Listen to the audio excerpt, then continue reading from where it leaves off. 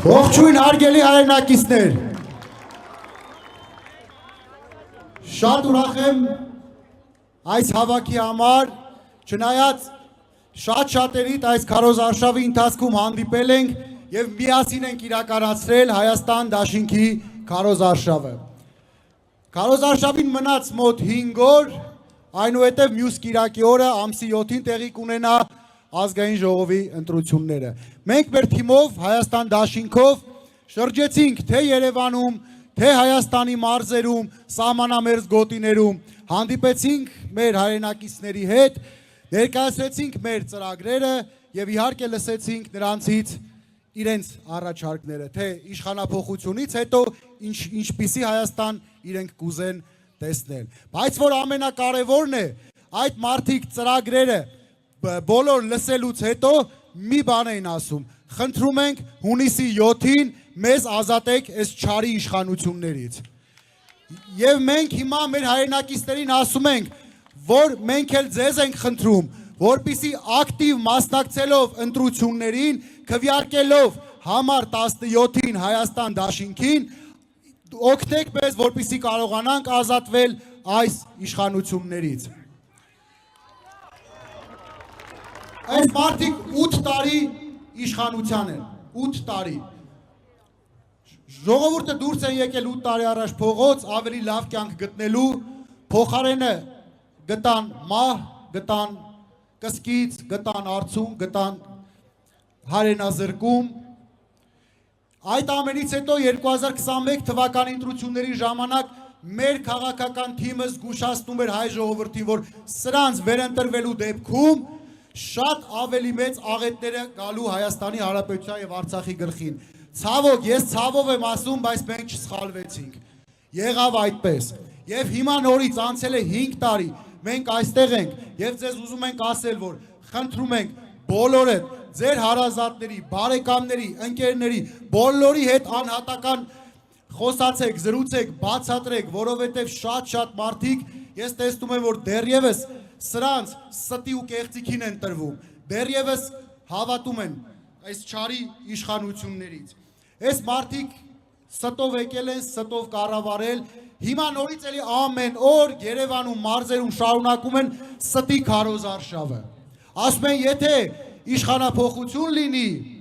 պետական աշխատողներին հեռացնելու են աշխատանքից, եթե իշխանափոխություն լինի, զինվորականների աշխատավարձերը կրճատելու են։ Ես ուզում եմ ասեմ, որ ճիշտ հակառակը, զինվորականների աշխատավարձը էակպես բարձրանալու է։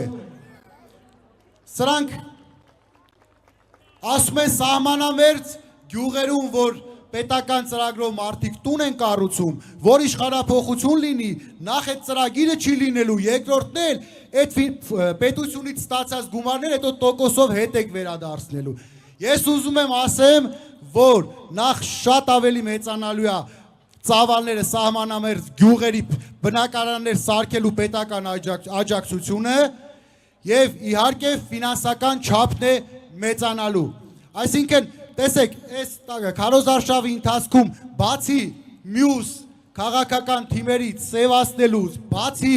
այս ինչին բռնելուց, այն ինչին պատին տալուց, չգիտեմ, սրա տունը խլելուց, դրա մեքենան խլելուց, որևէ ծրագիր, որը կապ ունի Հայաստանի Հանրապետության հայկականության հետ, այս մարդիկ դեռևս չեն ասել, հակառակը իրենց ծրագրում գրել են մեզ տվեք քվե, քանդենք եկեղեցին, մեզ տվեք քվե, հանձնենք քյարքին էլ հանձնենք, չգիտեմ, իրենց ասածով բարխուդալուն էլ հանձնենք, սոֆուլուն էլ հանձնենք։ Պետք է հունիսի 7-ին թույլ չտանք այս ամենը։ Դուք լավ գիտեք, լավ գիտեն նաև նիկոլականներն են նաև սա ընդունում, որ մեր առաջնորդը Ռոբերտ Քոչարյանը իր խոսքի տեր մարդ է, չի եղել իր կառավարման տարիներին որևէ նախընտրական խոստում, որը չի իրականացել։ Սա մենք բազմաթիվ անգամ հայտարարել ենք, եւ եթե լիներ մեկ դեպք, արդեն այս իշխանականների ընտանեկան լրատվամիջոցները վաղուց դա պեղել են եւ փորձել են մեր դեմ որպես հակաքարոզ ներկայացնել։ Սիրելի հայրենակիցներ, անպայման պետք է հունիսի 7-ին մասնակցել ընտրություններին։ Պետք է մասնակցենք, որ այլևս ձեզ հունիսի 7-ից հետո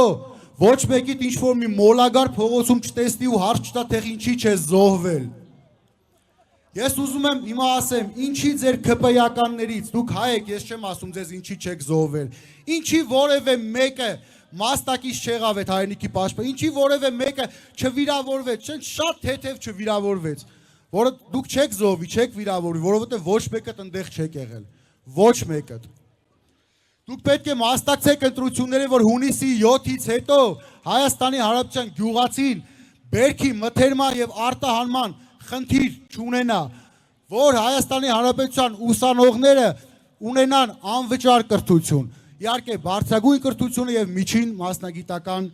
կրթությունը։ Չեմ ուզում երկարացնել եւ ձեր համբերությունը շարաշահել, բոլորիդ եւս մեկ անգամ կոչ եմ անում եւ խնդրում, որպեսզի բոլորս միասին իրար թև ու թիկունք ուսուսի տված հունիսի 8-ին նշենք Հայաստանի Հանրապետության ազատագրում այս թուրքական իշխանություններից։ Շնորհակալ եմ շատ։ Հունիսի 7-ին համար